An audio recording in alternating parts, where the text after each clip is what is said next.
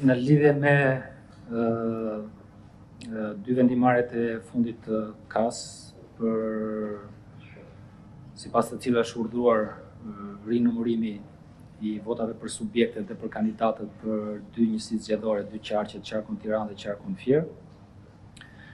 Po jap disa informacione të karakterit teknik në lidhje me organizimin e këtij procesi.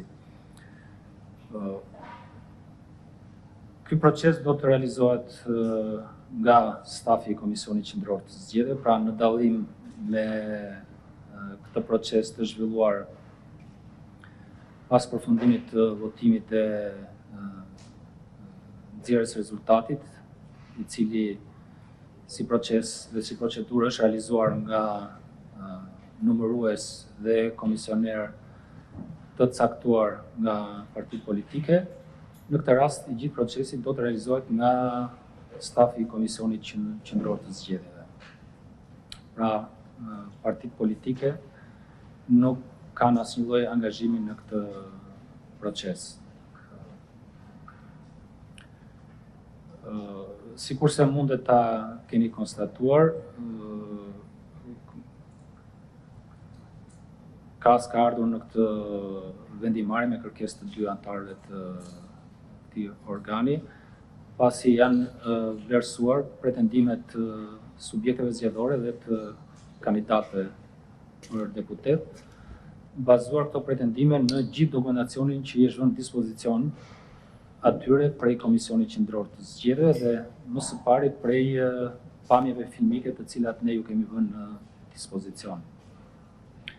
E them këtë për të evidentuar faktin që sistemi i administrimit, i mbikëqyrjes të procesit të numërimit dhe të tabelimit të rezultatit të zgjedhjeve ka funksionuar ashtu sikurse do duhet të funksiononte, sepse bazuar në ato të dhëna, ju është krijuar mundësia kandidatëve të ndryshëm për të ngritur pretendimet. Tani ngelet për t'u parë se sa këto pretendime qëndrojnë pas një rivlerësimi që do t'i bëhet këtij procesi, i cili është i gjiti kompetencë e KAS-it për të zhvilluar. Pra do të jetë KAS-i i cili do të vendosi dhe do të disponojë mbi çdo element të këtij procesi i rinumërimi. Komisioni Qendror i Zgjedhjeve, gjithsesi administrata e Komisionit Qendror të Zgjedhjeve, do të realizojë nga pikpamja teknike këtë proces. Dhe bëhet fjalë për rinumërimin e po fiks 610.301 vota për të dy qarqe, për qarkun e Tiranës edhe për qarkun e Fierit. Procesi kemi menduar, ose parashikojmë më mirë themi, të filloj të hënën ose ndoshta të martën e javës që vjen. Është dashur ditë për ta përgatitur pra pak më shumë se një javë këtë proces, pasi kërkon një përgatitje logjistike dhe njerëzore gati të ngjashme me atë të procesit të numërimit dhe vlerësimit të votave të zhvilluara pas përfundimit të procesit të votimit. Dhe në fakt në një kohë rekord ja kemi dalë që ta kemi gati gjithë infrastrukturën dhe kapacitetet njerëzore për ta filluar këtë proces, sikurse thash të hënën ose të martën e javës që vjen. Procesi do të zhvillohet në ambientet e Pallatit të Sportit Faria Hoti. Kemi dashur që ta zhvillonim këtë proces në ambientet e Parkut Olimpik, po për shkak të rrethanave objektive aty është parashikuar të zhvillohet një kampionat evropian i volejbollit dhe qartazi kemi qenë të detyruar të shikonim një opsion tjetër dhe thjesht për ta formalizuar, po 99.99% ky proces do të zhvillohet te Pallati i Sportit Faria Hoti. kemi parashikuar që të ngrihen rreth 24 ose 25 grupe numërimit të përbërë nga 2 antarë të stafit të KQZ-s, të administratës së KQZ-s. Pjesa më e madhe e tyre do të jenë stafi i përhershëm, po do të ketë angazhim edhe nga stafi i përkohshëm në këtë proces. Kemi vlerësuar që e gjithë procedurat do të marrë paktën për qarkun e Tiranës dhe për qarkun e Fierit. Do të marrë ndërmjet 18 dhe 20 ditë, dhe për ta kuptuar se pse do të duhen kaq shumë ditë,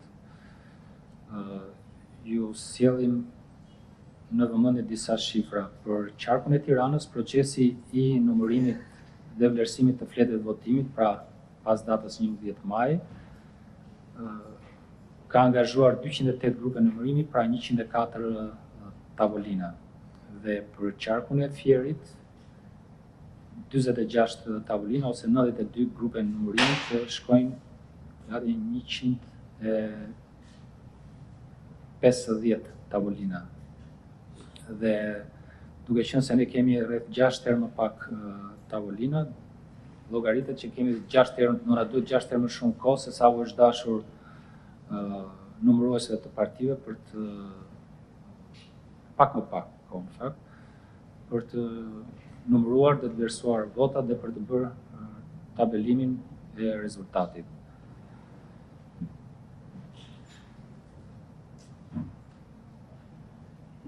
Këto janë pak a shumë informacionet më të rëndësishme të cilat do donim të ndani me ju. Edhe njerë e theksoj që ky proces është një proces i cili është kompetencë e plot për të zhvilluar e kasit si organ.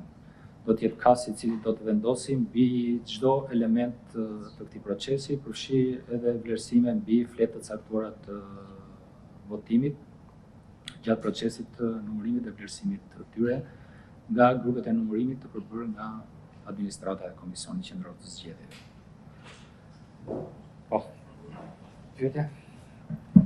Zoti Celibashi, duke qenë se ju dha disa shifra që lidhen me procesin e rinumërimit të votave në Tiranë dhe në Fier, a ka Komisioni Qendror i Zgjedhjeve edhe një shifër se sa i kushton në aspektin financiar procesi i rinumërimit në këto dy qarqe?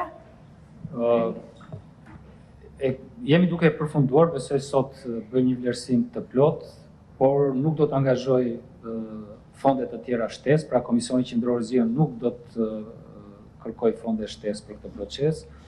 Kemi kursyer mjaftueshëm fonde nga procesi i votimit nga jashtë, nga kontrata që kemi patur me operatorën, që kemi me operatorin e shërbimit postar, po dhe aspekte të tjera të këtij procesi, po dhe të procesit zgjedhor në tërësi. Dhe nga një vlerësim paraprak që ka bërë stafi i Komisionit Qendror të Zgjedhjeve, nuk do të kemi nevojë për fonde shtesë për këtë proces.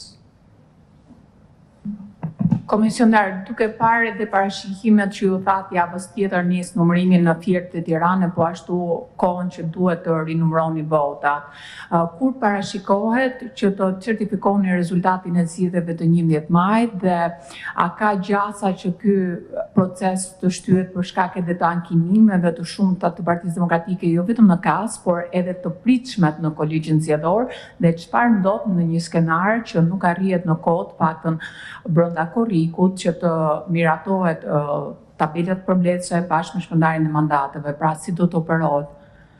A shtyhet ky proces në vjesht?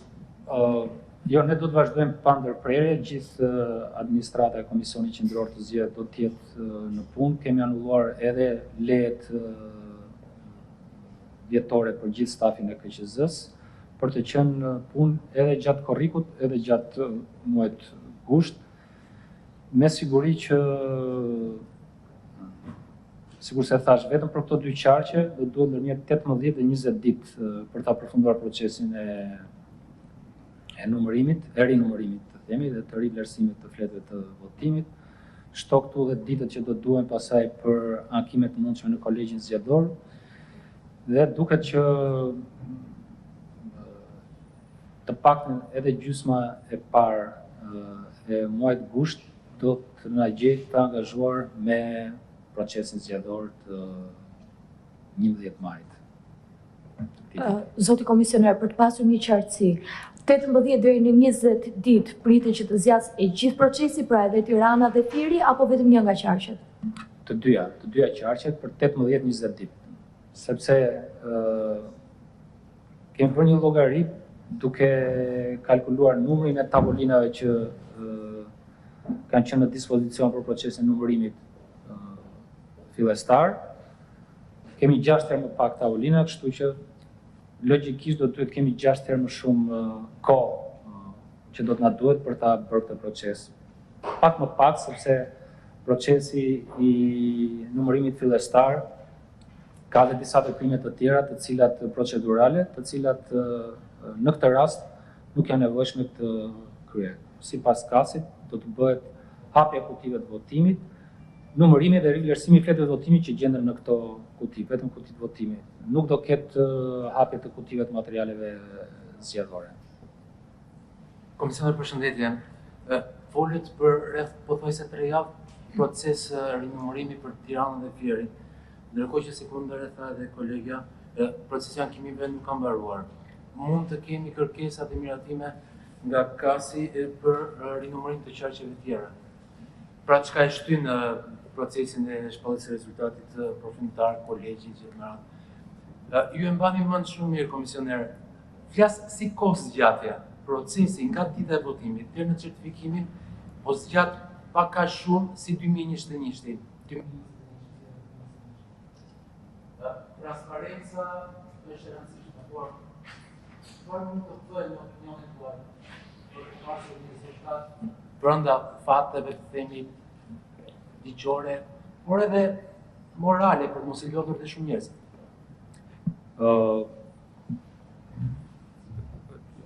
Nuk mund të komentoj të jap gjykime dhe opinione, sepse në fundit ky proces është një proces i cili administrohet nga një organ tjetër, pra nga KAS, dhe sa kohë që është në kompetencën dhe në kompetencën e tyre, më mirë ta them kështu, për të disponuar mbi ankimet, do duhet ta pranojmë dhe ta respektojmë këtë kompetencë dhe vendimarrjen rrjedhore e ushtrimit të kësaj kompetence. Dhe për sa kohë procesi është duke zhvilluar në përputhje me parashikimet e ligjësisë në formë ashtu edhe në përmbajtje në lëndë, besoj që jemi të gjithë okay, ose të paktën flas për vete. Dhe ndoshta një koment të vogël mund ta bëj në lidhje me atë çfarë thatë ju me transparencën, është shumë e rëndësishme. Është më mirë që të marrim kohë dhe të sqarojmë çdo pretendim, sesa të vlerësojmë që këto pretendime qoftë edhe të rrëzuara nga pikpamje procedurale me shkak, është më mirë që të shqyrtohet. E me këtë rast mendoj që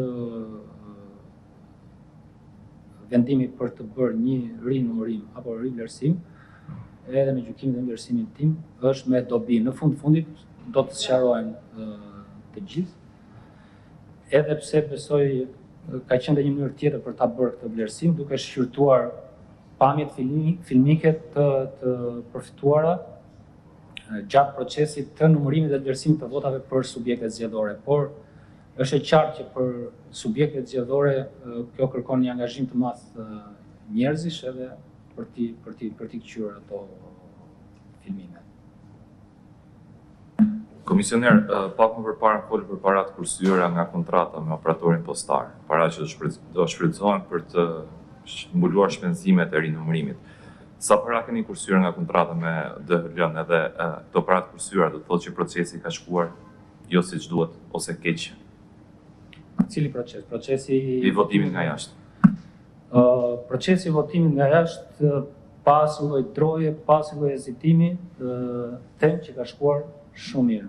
E kuptoj dhe i kuptoj pretendimet e kujto subjekti zgjedhor në lidhje me këtë proces.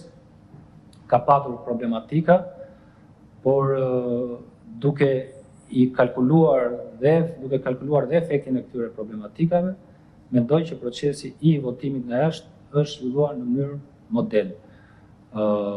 Episodet, veçanërisht ato të shpërndarjes së zarfave në shtetin grek, me bindje, për mua, asesi nuk e cënojnë këtë proces. Për mënyrën se si u organizua ky proces, dhe në fundit, dhe për integritetin e këtij procesi. Jam i ndërgjegjshëm që për opozitën kjo gjë nuk qëndron kështu, por unë jam i bindur për këtë gjë. Dhe kursimi i parave në lidhje me procesin e votimit nga jashtë nuk e ka cënuar standardin e këtij procesi. Do thënë, ato problematikat evidentuara në Greqi nuk kanë lidhje me faktin që po të ishin paguar më shumë kompania DL, do ta kishte kryer shërbimin më mirë. Nëse nuk gaboj, janë tek rreth 1.5-2 milion euro të kursyer. Vetëm për pagesën e operatorit të shërbimit, për kontratën e lidhur me operatorin e shërbimit postar, po sikur se thash, kemi kursime edhe nga aspektet të tjera të procesit të votimit, përfshirë dhe për votimin brenda vendit. Edhe një pyetje. 3 milion. Okay.